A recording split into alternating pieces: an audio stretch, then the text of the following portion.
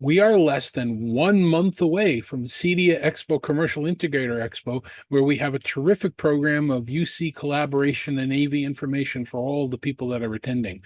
We shot this show about a month ago, but since we're getting closer to the show, I wanted to air it for you again. So here are all the moderators, minus one, of the IMCCA sessions at Commercial Integrator Expo. I'm sure you'll enjoy it.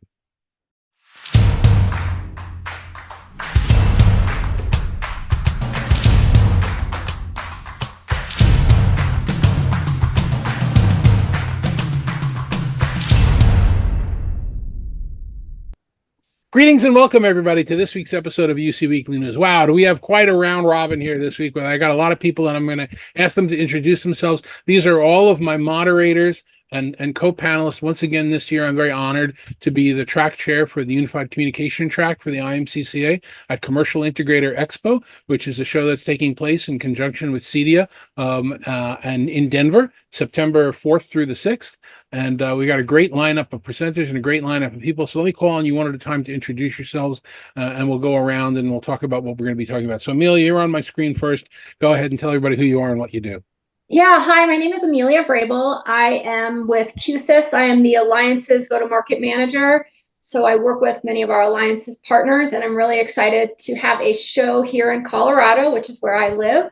And so it's somebody local for me, and I'll be presenting on making hybrid work. And I spoke about that a little bit last year, and certainly, this continues to be an evolving topic, so there'll be more to talk about even since last year at this year's session. But thanks for having me. It's like I said, great to have a show here in lovely Colorado. September is a great time to be here anyway.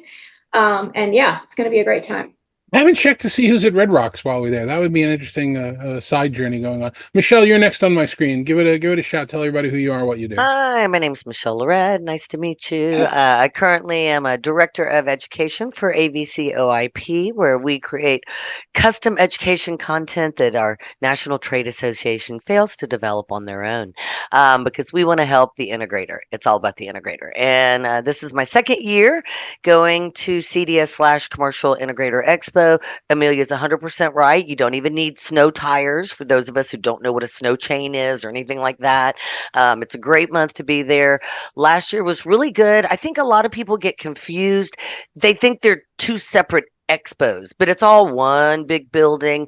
But it's a much more boutique one-on-one experience where you can get a lot of more answers because there's not 30,000 people. So I highly recommend it. Denver's gorgeous. Garden of the Gods down in Colorado Springs. So yeah, you can make a whole week of it, quite frankly. Make it a family vacation, y'all. I can't get my wife to come with me. I've tried. She says, no, she's starting a new job, so she's still on her probation. Chris Neto. Chris, you pop up everywhere nowadays, and you pop up less and less every time we see you. So congratulations for that. Tell everybody who you are and what you do if people are under a rock and they've never heard of it. My name's Chris Neto. I'm the Market Development Manager at Starin. We are a distributor of AV products, UC, broadcast, audio, you name it. We pretty much will distribute it. Though we do not have a massive line card, we do have a very high quality line card if you guys are interested. My job is to go around and take a look at new markets and see what we can do as a business developer. And obviously going to a show that has the residential side mixed in, the residential integrators are new to the commercial side of the business. So my job is to help educate what residential integrators can be doing on the commercial side of the business and some of the stuff that the commercial integrators are there taking a look at if they're dipping their toe into the residential side. I don't play in the residential market, but there is no reason why work from home and residential are not talking, because it kind of has home in the title, right? So that's my job, and obviously part of my role is to help with brand awareness of the brands that we carry, and obviously to help spread the word or the good things about UC. So that's what I do. You need anything else, David? I mean, that's pretty much. No, you got. That's a good start. We'll keep going. All right. I'm good. Next person on my screen is Kevin Kieller. Kevin, say hi to everybody. This is be your second time coming. Tell everybody who you are and what you do. Well, yes. Thank you, David. This is, as you say, this is my second time that I'll be attending the Commercial Integrator Expo and CEDIA conference. And for me, this was really eye-opening because, quite frankly, I am the co-founder of Enable UC. We focus on helping organization and vendors get the most out of unified communications, collaboration, and artificial intelligence. But really, the focus for me has always been on the software side. And what I am loving about, the Commercial Integrator Expo and CEDIA is really understanding to a greater degree, like the devices and the expertise in the rooms. And especially as we move into this hybrid work where you need to make it worthwhile to go to the office, the people that I'm learning from, and it's the other people that are, part of this, it's like all of that expertise is new to me. And so bringing that software plus hardware side is fantastic. So I am going to be talking about choosing a collaboration platform because that's key. But of course, it's key with the software plus the hardware. And also because everybody's talking about artificial intelligence, I'm going to be talking about that. But hopefully I'm going to be cutting through, I don't know, can I say bullshit? A lot of the bullshit because everybody's talking about that. I don't know, you can edit that out if need be. But really kind of being pragmatic about, can AI, improve and drive some business outcomes? Because that's what it needs to do. And so super excited. I think a lot of people in the UC world, if you're in the Microsoft Teams ecosystem, Zoom, WebEx, Ring Central, if you haven't kind of been to, like a show like CEDIA plus Commercial Integrator Expo, expand your horizons like I've done and join us, please. A lot of different places, a lot of different ways, nuances of seeing the same thing from different perspectives. And that's one of the things you gain from being in person at one of these events. And a couple of the moderators that are going to be here, a couple of panelists that are going to be part of our program couldn't join us today. Westkill Lainie, a few of the others be there. But last but not least on our call today, David Maldow from Let's Do Video. David, say hi to everybody. Hey everyone, I'm David Maldow from Let's Do Video, and this is also my second year at the show. And I love this show because I've always been really into remote work, hybrid work, even before the pandemic, when everyone thought I was crazy and it wasn't possible. No, you have to be at the office. I was always about remote work, and I never understood why I needed one pair of home earbuds and another pair of office earbuds. So the blending of commercial and residential, I love it. I love it. I love it. It's a great show. I can't wait to go back. And what I do at Let's Do Video, I cover business communications, UCAV. I've been producing a flood of content lately. I've been it's exciting. I've been talking about I want to make more videos, and now I'm making more videos, and you can see them all at letsdovideo.com or on my YouTube channel. Thanks for having me here, David. So thank you all. And let's just spend a little bit of time. First of all, here underneath, hopefully, if I edit this correctly, you can see underneath my screen, there's where you go to register for the show, and registration is open and it's active, and we're going to be there, and it's certainly going to be worthwhile for your time to come and listen to us and see all the things that are around there. We may even have some giveaways. I was pulling some things out of my storage drawer. I pulled out a Cisco Yumi and a Cisco Flip, and so I found the Poly Apollo 11 commemorative socks, and I got a lot of stuff I may be giving away. So anyway, that's another reason you might want to come. We'll have some decent prizes there. But let's talk about what some of the content is. So Kevin, let me start with you. You have two very important sessions. Probably the first one that's opening up for the UC track that we're doing anyway is this concept of AI. And it's been an interesting journey watching generative AI talk about. First of all, I've quoted you 1,000 times on various interviews and webcasts around the hiding in plain sight that had been around for a while, which is a great term. So I'm always going to give you credit for it when I say it. But generative AI, I use it constantly as a tool, and it's amazing how much more productive I'm able to be using it as a tool. But there are a lot of people out there that are using it as part of their business process, and it's terrible for that, because every fifth or sixth time when I use it, really wrong stuff comes up, frighteningly wrong stuff, and I just don't think it's ready for prime time yet. So what are the nuances of you explaining AI to this not necessarily familiar with the crowd? Yeah, no, I think, David, you bring up some fantastic points.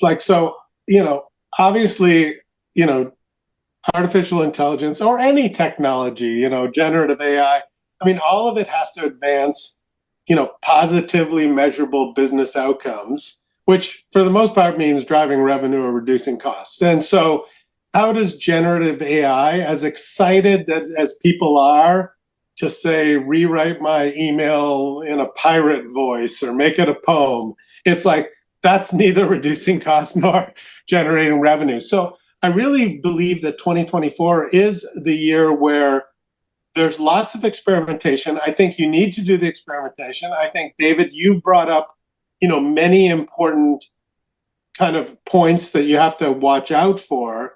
But, from an AI perspective, you don't want to be left behind. But at the same time, I think there's examples, numerous examples of where you apply a particular tool ineffectively, and then it comes back to bite you. So, the session, I'm going to try to talk about the pragmatics, some statistics, okay, you don't, how do you go and implement this effectively? Just based on, experience and organizations and vendors that we've worked with. So I think, it's an important session, and especially, as you tie it into the AI that's been hiding in plain sight, a lot of the room-based video, the wonderful audio advancements, that's, the background blurring, the replacing the background, all of that is driven by AI. So that's incredibly positive. So how do we as a collectively leverage the positive and avoid some of the negative outcomes that you mentioned? That's what my session is going to focus on. Okay. And I've kind of sprung on you, Kevin, and you, David, and you didn't know about this until today, I guess, or maybe Friday when I sent the email, that I'm going to ask the two of you to co-moderate a session that we've not done there before, which is the idea of SMART. Smart homes, smart offices. You have a lot of people that are going to be at the show looking at, well, how do I use AI in the home, and how do I make these things be automatic, and how do I ask my assistant, whether it's the Google or the Alexa or whatever the inversion of that will be at the time. How do I make my smart home? But then how do I make my smart collaboration and my smart office? Is that using those voice first tools in the office? Is that more of the AI hiding in plain sight? What technologies have been, how do we blend this idea of smart home and smart office? So you got a couple of months to work on this, guys. I mean, I think it's definitely going to be something that'll be worth your while to look into. And I don't know, I'm going to let you define what we mean by smart there, because smart might be as simple as taking a bar that's flat and turning it sideways and letting it sit between two monitors, which is something that one of the D10 is doing in the industry right now. So I'm gonna let you guys kind of play with that one, but I think it'll be a nice thing for you to sink your teeth into. Oh, wow. Well, I mean, just okay, at first impression, and this might change over the next few months. I might decide this isn't what we're going to talk about at all, but there's so many ways to automate, and there's so many tools for automation that we use in a home, a desktop worker situation that could be integrated with the home. I always talk about my favorite little device here. I'm going to see if I can show it without tangling everything up. Not a sponsor, Elgato Stream Deck. This is a tool that became popular with streamers because of the automation. When I press a button, with one button, it closes Zoom, closes Teams, closes my work apps so I don't have pop-ups, opens up OBS, opens up Chrome to my YouTube channel to make sure I'm, and moves everything to the right windows and gets everything ready. And then the next button is Start Stream. And that kind of automation is smart. And I can set it up with a voice command. I have a bot that I use with my streaming that I could say, I say all sorts of, start recording, whatever, and it'll start recording.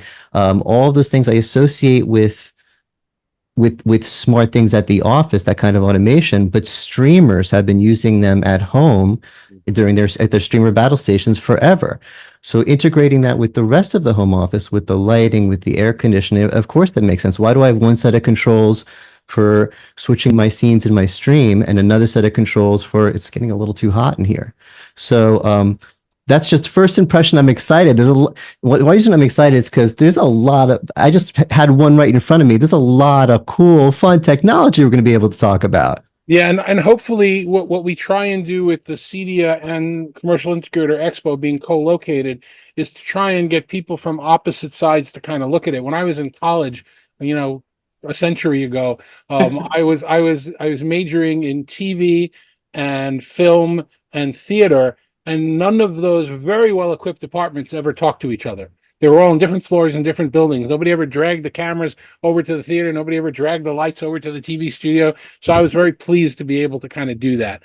So anyway, that'll be a wonderful thing for you two guys to work on.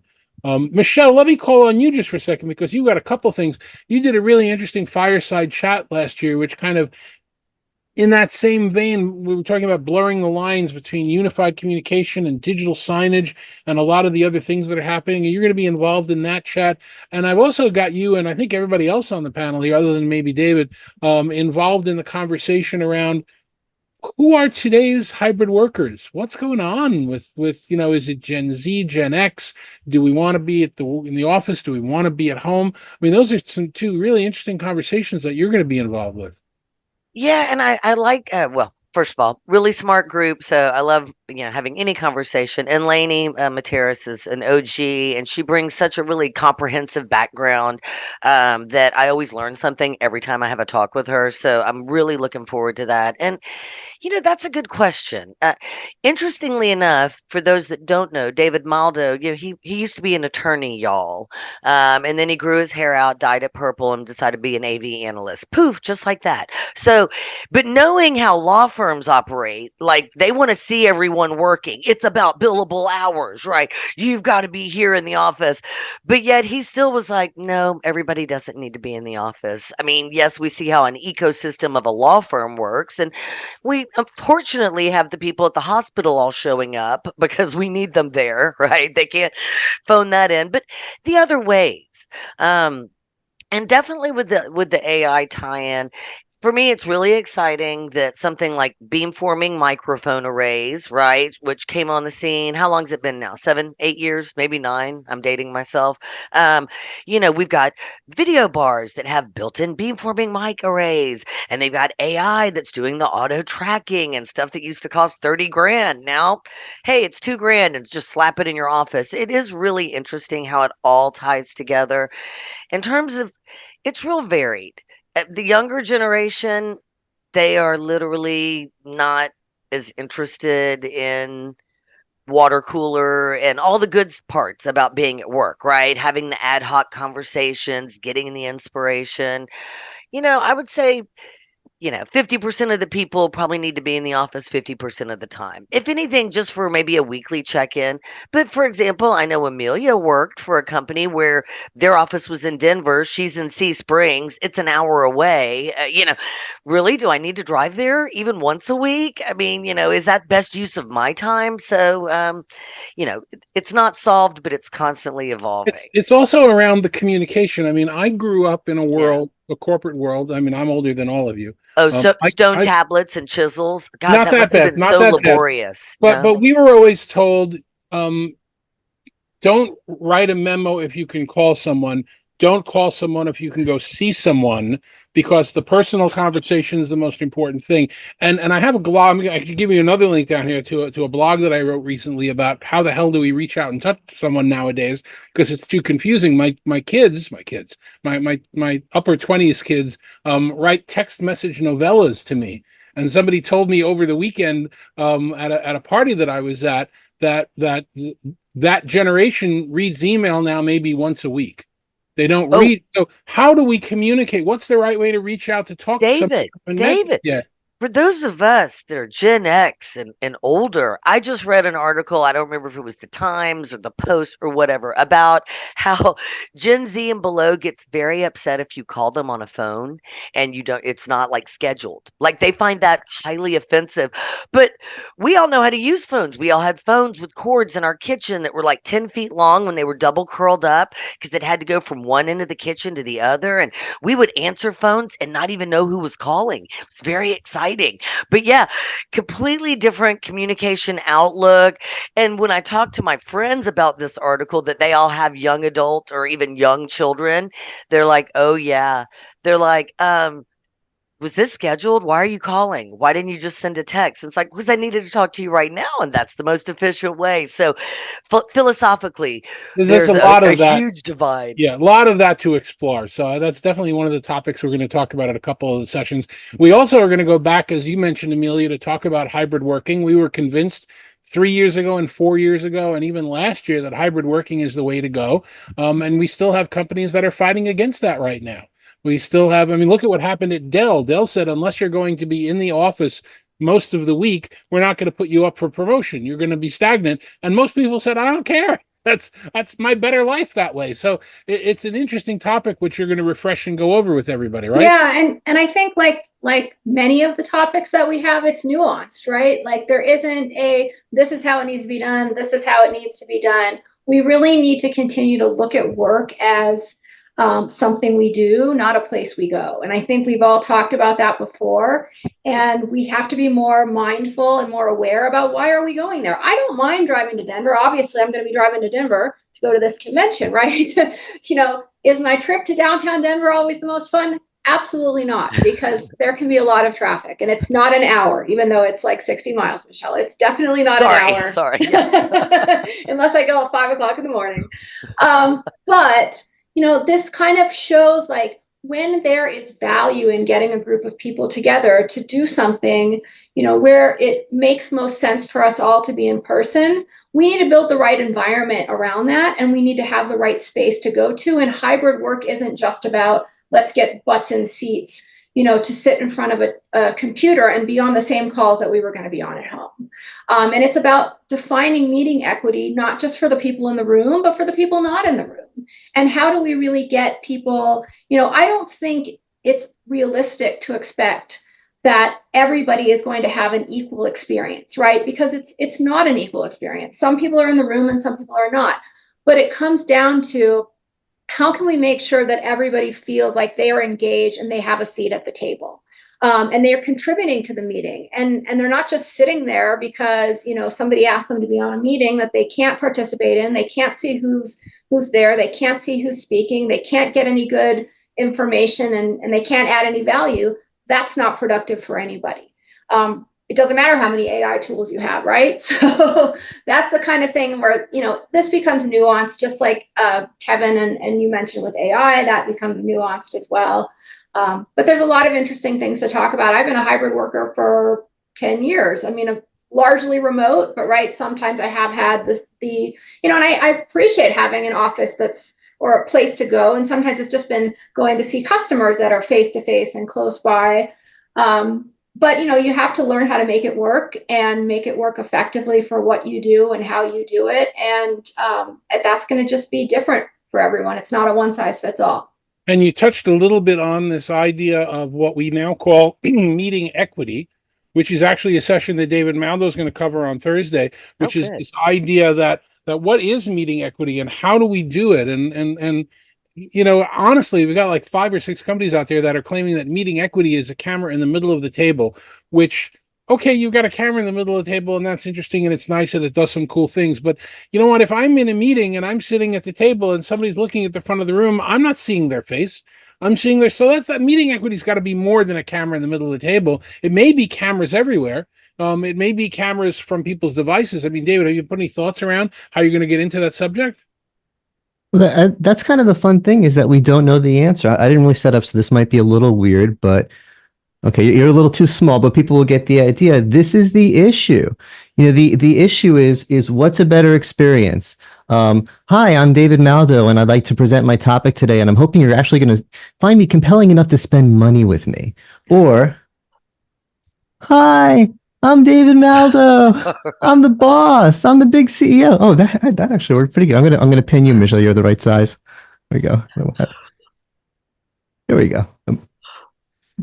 Always love hanging out with Michelle. So this is a real problem. We need a way. Sorry, green screen issue. We need a way to solve this so that the people who actually did drive to the office because they were threatened that they weren't going to get raises and promotions. Fine, I'll drive to the office. Oh, great. Now I have an inferior experience and no one's listening to me in the meeting. We have, this is a real problem. This isn't like, look, we're looking to sell new cameras. This is a problem that has to be solved. And one of the things that's exciting about it is we don't know the answer. Craig Durr talks about, is it inside or out or outside in? The center of table, okay, so the camera's facing every way. We got a camera on everyone's face. That solves a problem. But, you know, you heard the tone David Danto used when he talked about center of table. We've been down that road before. We were a little frightened by that because we tried center of table and it didn't work. The people didn't like it, but there's a lot of smart companies making them now. So I'm giving it a chance. But then there's outside in. Cameras all along the walls, starting to sound expensive and complicated software to do it, but the software has AI now. It can do it easy. David, you did an interview or you broadcast an interview this with Neat, and they have a solution that does it within their cameras AI. And if you have dumb cameras, then Zoom does it within their AI, and Microsoft has a solution, and Crestron has. So they're figuring this out. But as far as what is the right answer, dun dun dun. I don't know. I'm going to find a way to talk about it between now and then, but it's exciting and it's new and it's fun. So it'll be a great session. And I'm thinking that, and again, I could be wrong. It's your session. The cameras are good. The cameras are better than they were. Outside out, outside in, inside out. You know, those are all real. But is that really is sticking a camera on somebody's face how you achieve meeting equity? I think it's got to be more than that. I think it's got to be some way of balancing the sound and of sharing and of, I don't know. I just think it's more than just cameras. So can we talk about chat? Because I do think the chat aspect is important. And having worked with a company that has 21:9 aspect ratio, 105 and now 92-inch displays, commercial displays, that's so the people in the room don't feel left out from everybody remote, having a keg party in the chat and laughing and cutting up and sharing good information. And them going, what's so funny? What we're sitting in this room, what are we missing out on, right? You know, I have a problem with building general purpose enterprise rooms that face the wall, because they were very expensive in 2006, 2007, 2008. And when 2 or 3 people wanted to go into the room and have a conversation with each other, they couldn't do it because they were all facing the wall.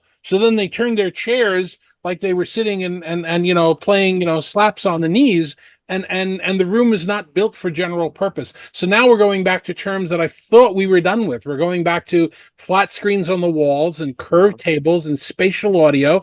And you know, we tried that. We spent millions and millions and millions of dollars doing that. And then the same company spent millions and millions and millions of dollars ripping it out because it didn't work.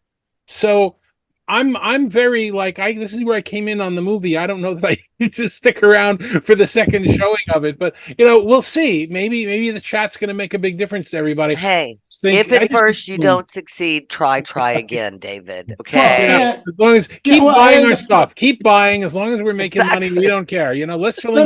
Great, less filling. But here's the thing. Like, the proof has to be in the pudding. Like, the metrics, you know, if it doesn't work, you have to try other things. So whether it's you can't just like slap AI on cameras and say that it makes a difference. It has to actually make a difference. And one of the things that I loved, I mean, I probably read this 20 years ago. It's like, don't declare that it's artificial intelligence. Just say it's ABC. And then if it actually drives intelligence or drives outcomes, then declare it a success. And I think today we've seen, you know, whether it's, you know, and that's like meeting equity. Like, everybody, it's like a motherhood statement, like eat your vegetables, be healthy. It's like, of course, but meeting equity is great, but nobody knows if it actually means investing for the remote participants or for the in-room participants. Because Michelle, as you brought up, sometimes it's the in-room participants that are at a disadvantage. Although you talked about like having like a party in the chat. My chats have never been that exciting. But yes, sometimes being remote with multiple screens and the ability to Google something when Chris says something that I don't understand. If I'm remote, I can Google it.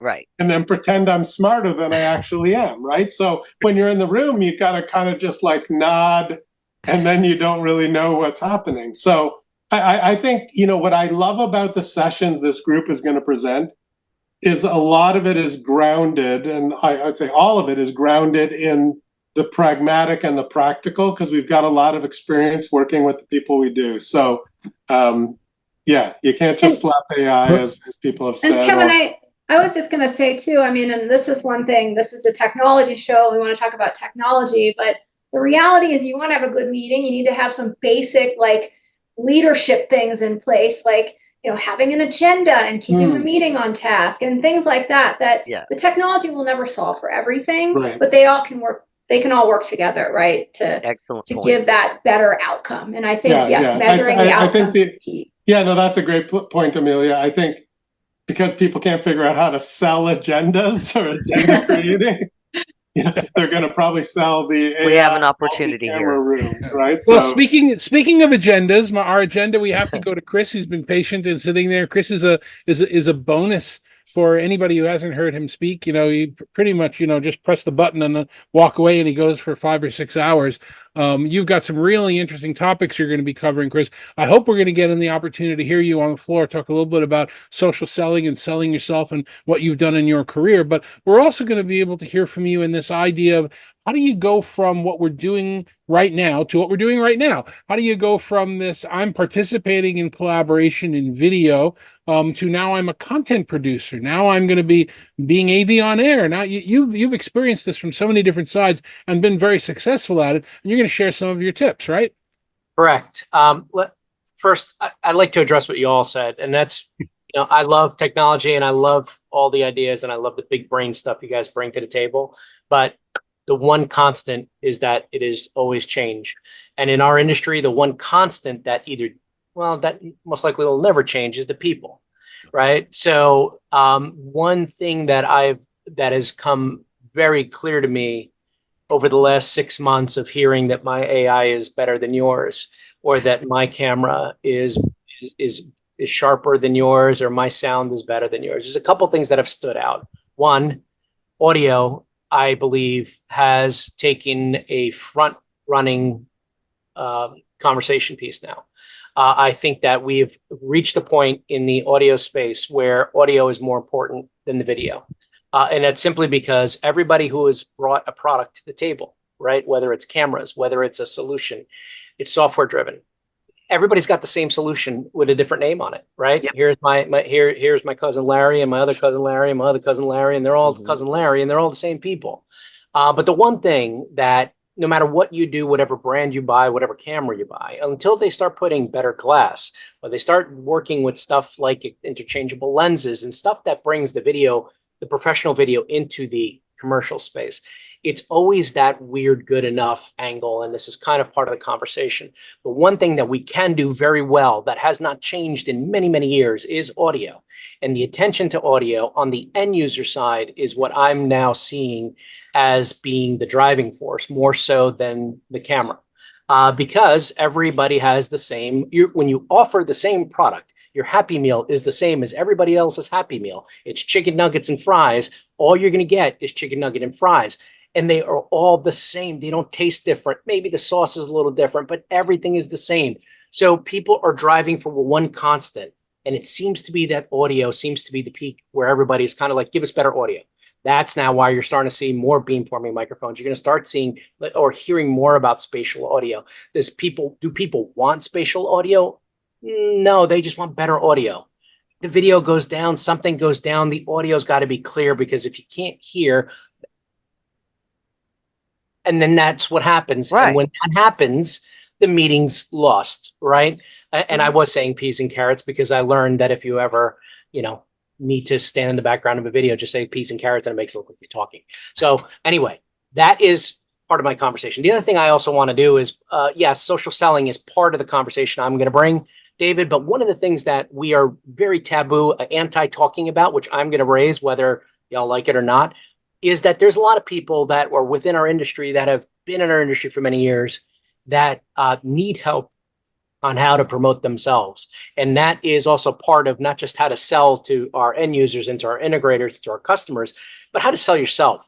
And one of the things that is a current trend that nobody wants to talk about in the AV world is the amount of layoffs and the amount of people that are sitting home as free agents right now. Yeah. So if I could touch on that subject, absolutely, folks, that is what I will do. If you come to my session and you let me know, that's where I will take it. I don't care what it says on the agenda because I'm a rebel, Dottie. I don't play in coloring within the lines. I will go outside that and we will talk about that and how to help, because that is the one thing that we are without us or people within the industry. And you find folks that are watching this, there is no industry.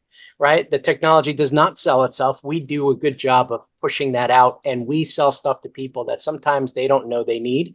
And sometimes we're really good at telling people that this is a better option, and when we can be heard, when we can sell better than the catalog sale or the online sale, then we have done our jobs, because that's why we're here, folks, because we like to call ourselves experts in a lot of different things, not just in the technology field. There's a lot of us that have different expertise across many fields. And in one of the things that we're very good at, and some of the moderators on this panel are exceptionally good at that, is that we play within other adjacent industries. And we have to kind of take what we learn from furniture industries, from the architects, from the interior designers who hate our technology. No matter how fake, they'll tell you that they love it.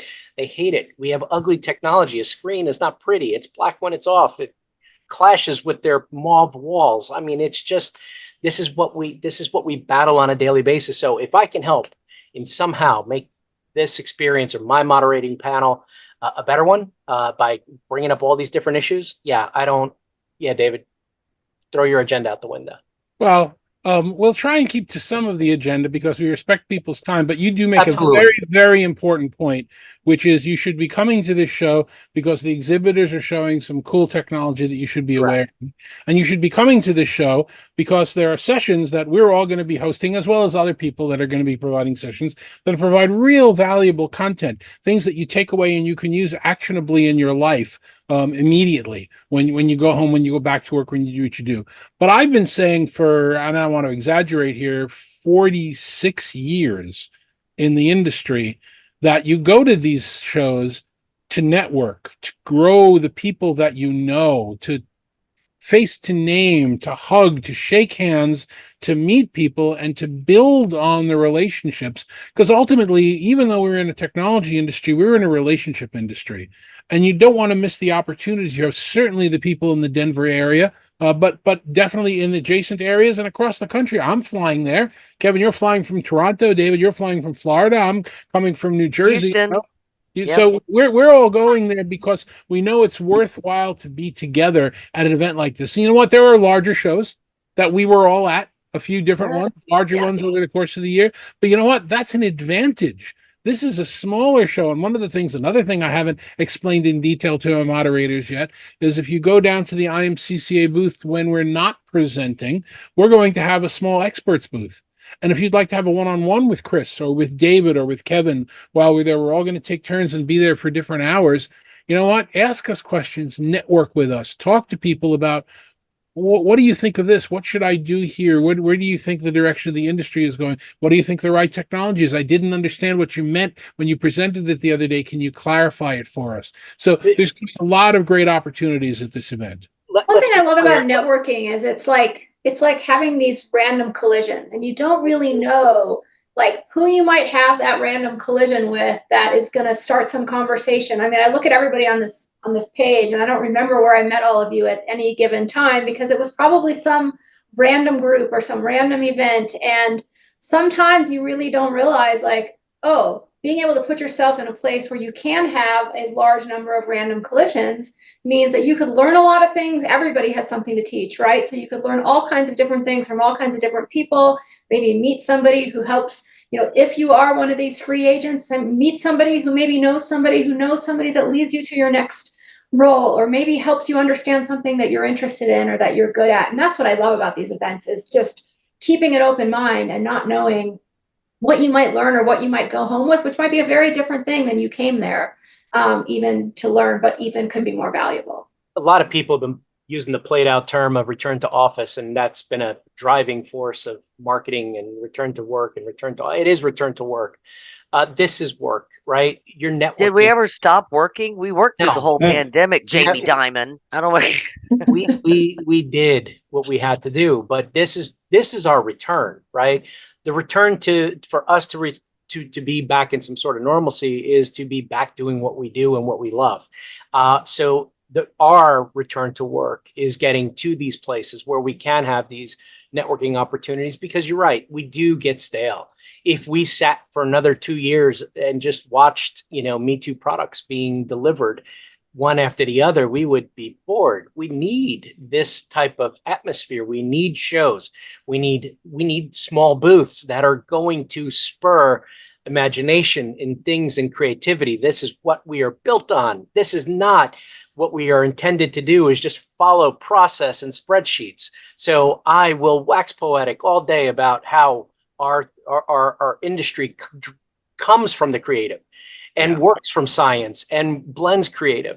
But yes, there are numbers and there are KPIs and there's ROIs and all those terms that get bogged down in the day-to-day. But one thing that you can do by appearing at a trade show is get back to basics, get back to talking to people, make yourself human, right? And part of that is go to these sessions, pick up something. There may be something, a little nugget that I learned years ago got me started on how I, should change from just being a technician and how do I move, in an industry. I wish there was somebody that would have sat me down and said, watch these small moms and pops companies, you're going to have a hard time elevating, because Uncle Bob runs purchasing and, Aunt Lisa runs, the shipping department. How do you succeed in that? So trust me, folks, you got to get out back into the field, back out into the networking sessions, come to the sessions. At least my session, I'm going to teach you how to do that. And at the same time, if it ain't teaching you how to sell yourself, I can teach you how to sell your product using the wonderful world of digital. All right, so let's get ready to wrap this conversation. Oh, sorry. I was going to say, don't be afraid you don't have something to offer, because I think that's one thing you always teach about in your sessions, Chris, is that, there's a lot of imposter syndrome going around out there. And even the people like you have mentioned yourself, Chris, that you've had it. And none of us can ever see that when we talk to you or when we learn from you. And so I think, recognizing that every single person out there probably has some level of imposter syndrome, but they just lean into what they like and what they're good at, and they do it anyway, and kind of figure out how to get past that, is just a huge thing to take back. So there you have it. Use the excuse that you want to go see the technology. Absolutely visit every booth, soak in as much as you can, because there's going to be a lot of different organizations there, a lot of different manufacturers. Check out what you'll see on the commercial side and the residential side, and see if there's any applicable kind of cross pollination happening there. And it totally is. And there is. Absolutely there is. Yeah. And enjoy. Come back to a show and enjoy. For folks that may have missed the other West Coast show a couple weeks ago, this is another one kind of on the West. Well, for me, it's West, because I'm in New Jersey and that's what we do. Anything outside of New Jersey is West. I made the mistake of saying somebody was Midwest, and they were like, no, we are so not Midwest. I need to check my geography. You're Central Jersey, the mythical Central Jersey. I am from mythical Central Jersey. You're right. I'm on the pork roll Taylor ham division line. So it's exactly. All right. So let's get ready to wrap this up, because we do have a time limit that we have to stay within. Again, here is the link to register. We want you to come to the show. We absolutely want you to be there. I'm going to go around one more time and ask each of you for one sentence. Now, if you didn't take English at a recent time, that's a subject and a predicate and a period. There's nothing after the period. One sentence. Tell us the one sentence why this is an important show to you, or why people should show up at the show. So think about that for a minute, because nobody knows who I'm going to call on first. And I'm going to start with Chris, because you're never at a loss for words. What's the one sentence why people should go to the show? Because it's in Colorado. Okay, that works. You don't have to go far. David, what about you?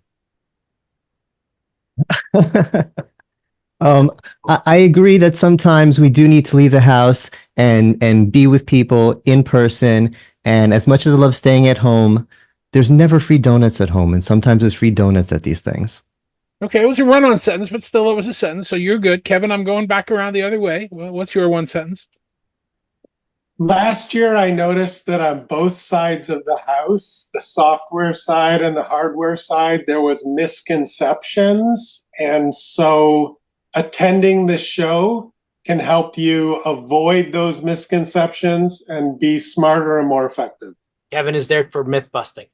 That's Very straight- good. straight up. I'm a myth buster. I've been watching that, Chris. So there you go. Excellent. There you go. Michelle, what's your sentence? People, places, and AV matters matter. So show up, y'all. It's worth it. Short and sweet. Amelia, yours?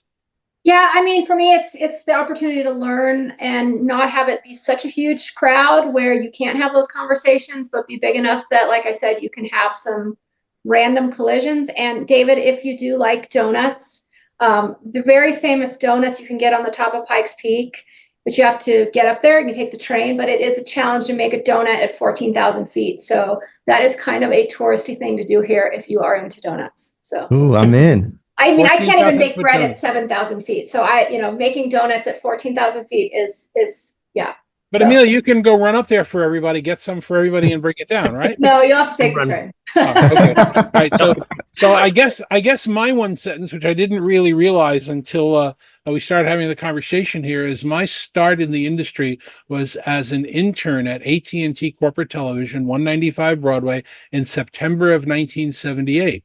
So when you come see me in September of this year, that will be my 46th year anniversary working in this industry of media and collaboration and broadcasting and everything else. So come celebrate my 46th anniversary with me in Denver, September 4th, 5th, and 6th. We'll all be there at the convention center that still has the big bear in front of it, right? They haven't taken that one. Big blue bear. Yeah, and thank you to all of my guests this week. That's it for this week's UC Weekly News. Thanks very much for watching. I'm David Danto. We'll see you next week.